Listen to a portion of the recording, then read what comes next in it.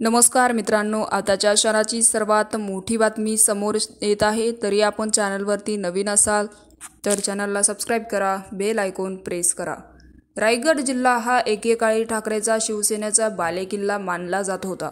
मात्र एकही आमदार आज या पक्षाला आपल्याकडे ठेवता आलेले नाही। रायगड जिल्ह्यातील राजकारण झालेल्या उथलापाथल आणि त्यानंतर मागील 2 वर्षापूर्वी सत्तेत झालेला बदल याला कारणीभूत ठरलेलं चित्र आहे।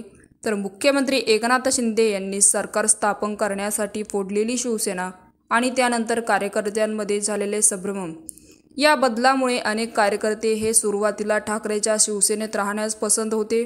मात्र कालांतराने सरकार स्थिर झाल्याने अनेक जुने कार्यकर्ते यांनी ठाकरे गटातून बाहेर पडण्याचा निर्णय घेतला आणि रायगड जिल्ह्यातील शिंदेचे एकूण 3 आमदार आहेत आणि त्यामध्ये शिंदेच्या शिवसेनेचे ताकदीचा या जिल्ह्यात दबदबा असल्याने अनेक संभ्रमता आहे। तसेच कार्यकर्ते या शिंदेच्या शिवसेनेत प्रवेश करताना दिसत आहेत। त्यामुळे आगामी काळात येऊन ठेपलेल्या विधानसभेच्या निवडणुकीत ठाकरे गटाच्या समोर आव्हान निर्माण झालं आहे। तर मरुडमधील ठाकरे गटातील राजकारण, रायगड जिल्ह्यातील युवासेना जिल्हा प्रमुख यांनी सुद्धा आज राज ठाकरे यांना रामराम ठोकला आहे आणि शिंदे गटाचे आमदार महेंद्र दळवी यांच्या उपस्थितीत शिवसेनेत प्रवेश झाला आहे।